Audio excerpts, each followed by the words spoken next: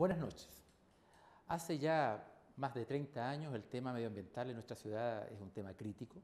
Se ha vivido periodos lamentables en nuestra historia reciente relacionada principalmente con el tema de polimetales. Por lo tanto, en esta región en particular se hace muy importante una cartera como la de medio ambiente. Por eso hemos invitado esta noche al Ceremi de esta cartera, a Renato Briceño, para conversar sobre este tema y otros relacionados con la cartera. Buenas noches. Buenas noches, Udo, y a toda la comunidad que sigue a través de, en línea, entiendo, ¿no? La señal abierta. En señal abierta, perdón, a Morrovisión, un emprendimiento nuevo en los medios de comunicación, y en ese sentido mis felicitaciones, porque no había tenido la oportunidad de estar acá acompañándole a usted en su panel.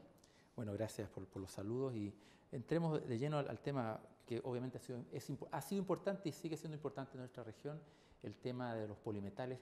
¿Cómo lo enfrentan ustedes de tu cartera, que es un poco más general, abarca más transversal, este tema tan importante en nuestra región y en el país, que a tal punto que tenemos una ley de polimetales? Efectivamente, la ley 20.590 sobre polimetales en los suelos de Arica es una ley bastante excepcional a lo que se refiere a la jurisprudencia de la República de Chile, porque nunca se había definido una ley ni siquiera es para una comuna en específico, sino es para un territorio en específico dentro de una comuna, es decir, en varios sectores poblacionales de Arica.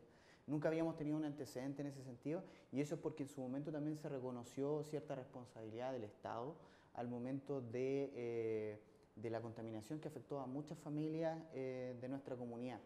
Y en ese sentido, bueno, la ley es una respuesta muy potente por parte del Estado de Chile, esto más allá del gobierno de turno que esté, es una respuesta muy potente del Estado para decir, bueno, aquí hubo un problema, acá hay un capítulo negro en la historia de la comuna de Arica y queremos abordarlo con toda la envergadura posible, y en ese sentido por eso disponemos de una ley, que es el mecanismo institucional más fuerte para enfrentar, digamos, la problemática. Evidentemente que en esta historia, como te decía, del capítulo negro para los ariqueños y las ariqueñas, por cierto que marca historias personales y familiares que no vamos a poder solucionar. Acá efectivamente hubo víctimas de contaminación que terminaron en resultados fatales, y eso no podemos más que sentir, digamos, mucha compasión y acompañar en el dolor a esas familias. Pero lo que trata de hacer esta ley en el fondo es reivindicar de alguna manera esa responsabilidad que tuvo el Estado en distintas materias. ¿Y cómo has evaluado hasta ahora la aplicación de esta ley en la región y cómo ha sido el comportamiento de los servicios públicos en esta perspectiva, digamos? Bueno, ahí podemos hacer distinciones, porque el tema de polimetales como problema propiamente se destapa en el año 2009, y en ese momento, que era el último año del primer gobierno de la presidenta Michelle Bachelet, se define un programa de intervención para las zonas afectadas con polimetales.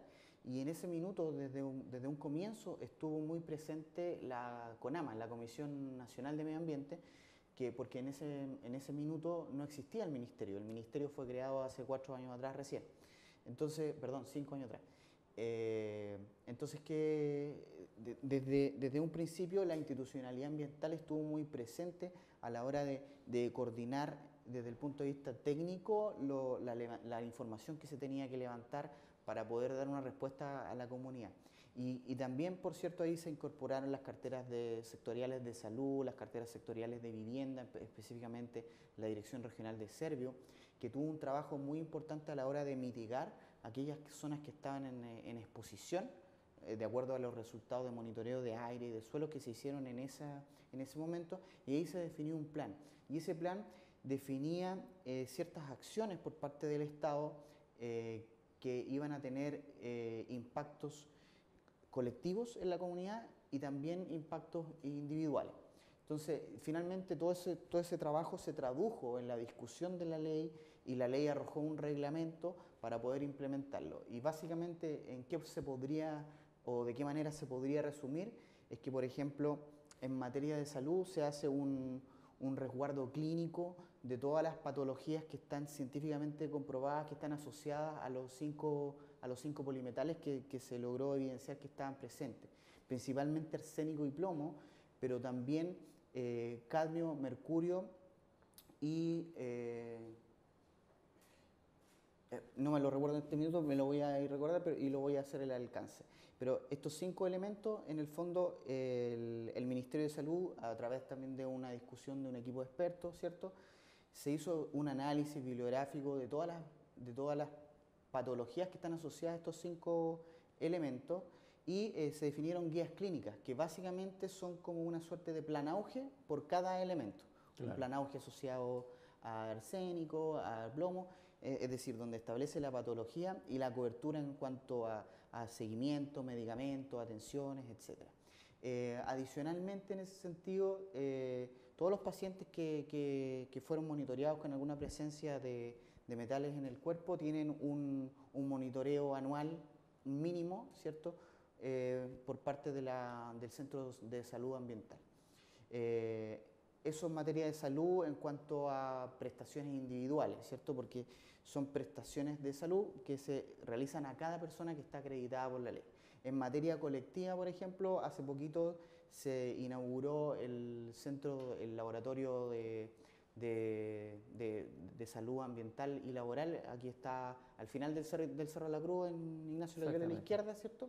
Ahí se inauguró este centro que va a permitir agilizar todos los procesos de pesquisa, ¿cómo se llama?, de muestras de sangre, de orina, que se toma la comunidad para poder agilizar los procesos médicos, ¿cierto? Que eso va a ayudar no solo al tema de polimetales, sino un poco a mejorar los procesos clínicos Renato, públicos en Arica. Pero ustedes como Ceremi tienen algún grado de supervisión de la aplicación de esto. Te lo digo por lo siguiente: en una investigación que hemos hecho nuestro equipo de prensa, descubrió o nos informamos de que la Contraloría llevaba 2 investigaciones en las cuales había hecho observaciones importantes tanto al Ministerio de Vivienda, al Servio, como al Servicio de Salud, en cuanto a la aplicación de las medidas correctivas. Nosotros hemos ido a terreno y efectivamente ahí se ven con gente que todavía vive en viviendas, unas demolidas, otras no demolidas, hay grados de contaminación importantes, a tal punto que la propia Seremi Salud nos dijo de que le estaba haciendo un sumario sanitario al Servio. Ustedes como Seremía, ¿qué rol tienen en la aplicación de esta ley? Bueno, o sea, más que como Ceremi, como ministerio, hay un rol primario que tenemos nosotros, que en definitiva se entiende como el ser garantes de la ley.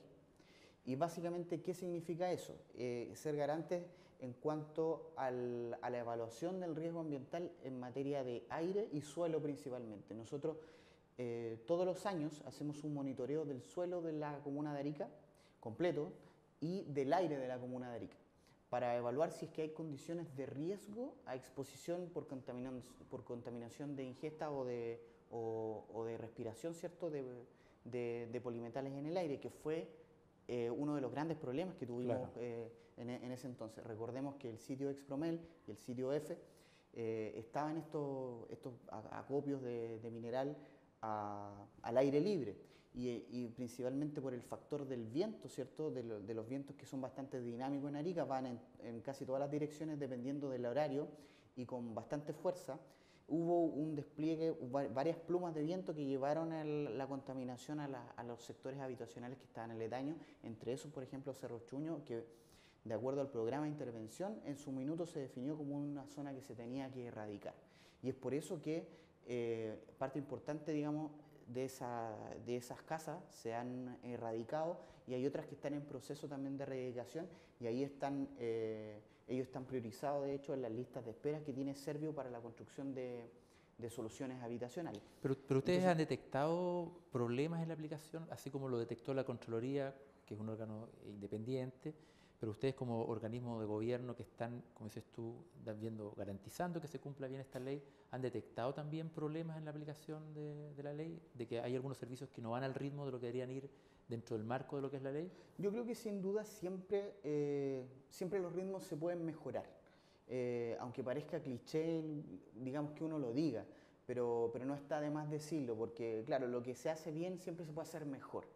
Y efectivamente hay una carpeta de proyectos que yo diría que es para disminuir el riesgo ambiental, tiene que ver con las prestaciones que realiza Servio, pero principalmente en materia de beneficios colectivos. O sea, desde el punto de vista de minimizar el riesgo de contaminación, no es tanto el beneficio individual que entrega Serviu para subsidio de reparación, sino que es mucho más importante la reparación de espacios públicos que hace en las distintas zonas. Y ahí hay una cartera de proyectos que digamos, el Serviu lleva un porcentaje de ejecución de esa cartera de proyectos que se definió en su momento y se partió efectivamente por las zonas que estaban más aledañas al lugar donde estaban los acopios, que eran las poblaciones Huamachuco, ¿cierto? Sica, y ahora van a pasar a los industriales, y posteriormente estaba contemplado esto, la erradicación de Cerro Chuño. Y lo que sí podemos determinar es que, al menos hoy día, por ejemplo, todos los análisis que hemos hecho no arrojan resultados de presencia de metales en el aire que sean respirables, lo cual es una muy buena noticia para la comunidad. ¿Por qué? Porque en otras palabras, ¿qué significa esto? O qué hay detrás de una evaluación de riesgo en aire. Básicamente es un monitoreo que se hace por un tiempo determinado para que pueda ser científicamente validado, ¿cierto?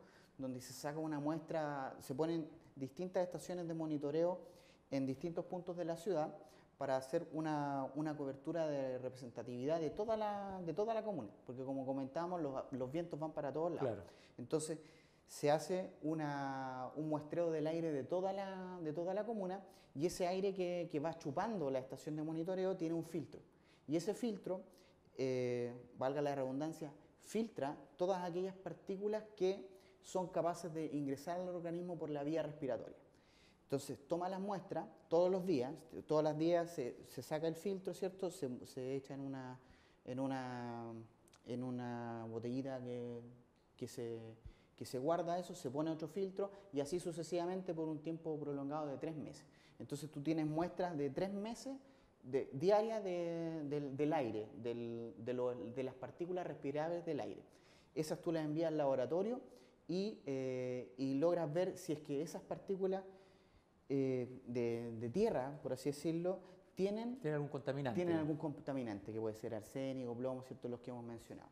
Y afortunadamente los registros que tenemos, digamos, de este año y del año pasado, no han detectado presencia de metales en estas partículas. Es básicamente lo que te puedo plantear en otras palabras. Pero, es que ese polvo que hay es tierra. Tierra normal. Tierra común y corriente.